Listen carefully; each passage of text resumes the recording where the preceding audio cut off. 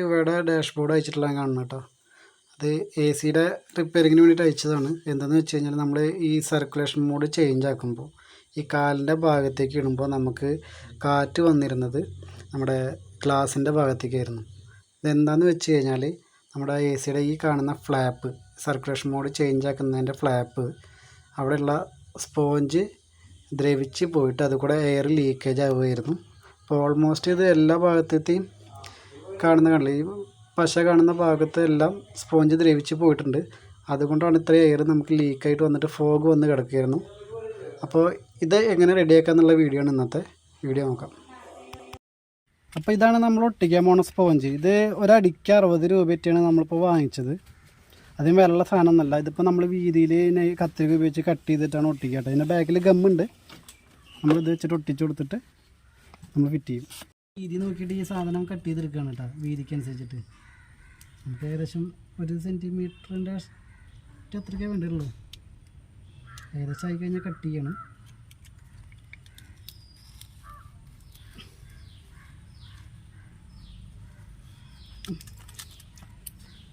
Cut ചെയ്തെടുക്കണം. ഇത് വേണം നമുക്ക് ഒട്ടിച്ചു കൊടുക്കാൻ കേട്ടോ. ക്ലീനാക്കിയിട്ട് നല്ല രീതിയിൽ ക്ലീനാക്കിയിട്ട് വേണം ഒട്ടിക്കാൻ, അല്ലെങ്കിൽ ആ ഗമ്മ് പിടിച്ചിരിക്കില്ലേ. അപ്പോൾ അത് ശ്രദ്ധിച്ചിട്ട് വേണം. പൊടി ഉണ്ടെങ്കിൽ ആ പശ വീണ്ടും ഇളകിപ്പോരും. അത് നോക്കിയിട്ട് വേണം ഒട്ടിക്കാൻ കേട്ടോ.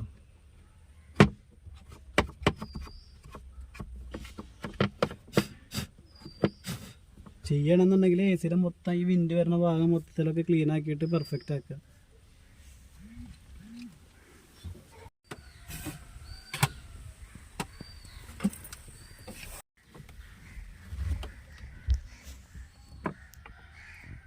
ഇങ്ങനെ എന്താട്ടോ സൈഡിൽ പശയാണ്. ഇത് ഇങ്ങനെ ഊരിക്കഴിഞ്ഞാൽ ഊരിയെടുക്കുക, ഒട്ടിക്കുക. ഈ സൈഡ് നമ്മുടെ ഏകദേശം ആ ഫ്ലാപ്പിൻ്റെ വീതി അളന്നെടുത്തതിന് ശേഷം ഒട്ടിക്കുകയാണ്. അപ്പോൾ എന്താണെന്ന് വെച്ചാൽ ഈ സ്പോഞ്ചിൻ്റെ ബാക്കിൽ ഗമ്മുണ്ട്. അപ്പോൾ നമുക്കത് സുഖമായിട്ട് ഒട്ടിക്കാൻ കഴിയും. അപ്പോൾ നമ്മളത് കറക്റ്റായിട്ട് ഏകദേശം വീതി ഗ്യാപ്പ് വരാത്ത രീതിയിൽ അളന്നെടുത്തിട്ട് കട്ട് ചെയ്തിട്ട് ഒട്ടിക്കുക. അപ്പോൾ നമ്മൾ അടച്ച് നോക്കുന്നത് എന്താണെന്ന് വെച്ച് കഴിഞ്ഞാൽ, അടയ്ക്കുമ്പോൾ ഗ്യാപ്പ് എന്തെങ്കിലും കാണുന്നുണ്ടോ എന്ന് അറിയാൻ വേണ്ടിയിട്ടാണ് ഇങ്ങനെ അടച്ച് നോക്കുന്നത്. ഇനി ഈ കാണുന്ന മഞ്ഞ കാണുന്ന ഭാഗത്തൊക്കെ സ്പോഞ്ച് പോയിട്ടുള്ളതാണ്. അവിടെയൊക്കെ നമുക്ക് ഒട്ടിച്ച് കൊടുക്കേണ്ടതായിട്ടുണ്ട്. അപ്പോൾ 2 സൈഡിലും അതേപോലെ ഒട്ടിച്ച് കൊടുക്കണം. എന്നിട്ട് നമ്മൾ ട്രയൽ ഒന്ന് അടച്ച് നോക്കണം. അടയ്ക്കുമ്പോൾ നമുക്ക് അവിടെ ഗ്യാപ്പ് ഫീൽ ചെയ്യുന്നുണ്ടോ എന്നുള്ളതൊന്ന് നോക്കണം. ശ്രദ്ധിച്ചിട്ട് വേണം ഈ സൈഡിലൊക്കെ ഒന്ന് നമുക്ക് കറക്റ്റായിട്ട് ഒട്ടിച്ച് കൊടുക്കാൻ. അതൊരു അവിടെ ഒട്ടിക്കാനുള്ള ഒരു ഗ്യാപ്പ് നമുക്ക് ഓൾറെഡി കാണും. അപ്പോൾ ആ ഗ്യാപ്പിൽ ചാല് പോലെ കാണും. അതിൽ കറക്റ്റായിട്ട് നമ്മൾ ഈ സ്പോഞ്ച് ഒട്ടിച്ച് കൊടുക്കുക. എന്നിട്ട് ട്രയലായിട്ട് അടച്ച് നോക്കുക. നോക്കുമ്പോൾ കറക്റ്റായിട്ട് ഗ്യാപ്പ് പോകുന്നുണ്ടോ നോക്കിയിട്ട് വേണം, ഗ്യാപ്പൊന്നും ഇല്ലയെന്നുണ്ടോ ഉറപ്പിച്ചിട്ട് വേണം കറക്റ്റായിട്ടൊന്ന് റെഡിയാക്കാൻ. സ്പോഞ്ച് ഒട്ടിച്ചിട്ട് അടയ്ക്കുമ്പോൾ തന്നെ നമുക്ക് സൗണ്ടിൽ ഒന്നുകൂടി സ്മൂത്ത് ഫീൽ അറിയാൻ കഴിയും.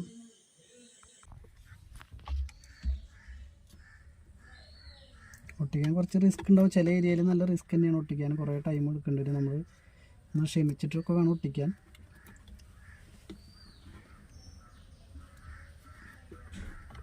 ലെവൽ നഷ്ടപ്പെടാത്ത രീതിയിൽ ഒട്ടിച്ച് ഇങ്ങനെ വരണം.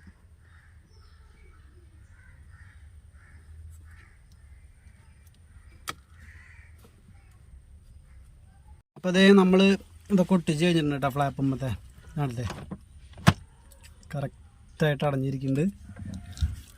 ഇവിടെ നമ്മൾ ഓരോന്ന് മാറുന്നതിനനുസരിച്ചിട്ട് അല്ലേ ക്ലോസ് ആയി ഉണ്ടല്ലേ. ഇപ്പോൾ ഗ്യാപ്പൊക്കെ പോയതുണ്ടല്ലേ. അപ്പോൾ ഇങ്ങനെയാണിത് ചെയ്യേണ്ടത്. അപ്പോൾ വീഡിയോ ഇഷ്ടപ്പെട്ട് കഴിഞ്ഞാൽ ലൈക്ക് ചെയ്യാനും ഷെയർ ചെയ്യാനും മറക്കരുത്. ചാനൽ സബ്സ്ക്രൈബ് ചെയ്യാനും മറക്കരുത് കേട്ടോ.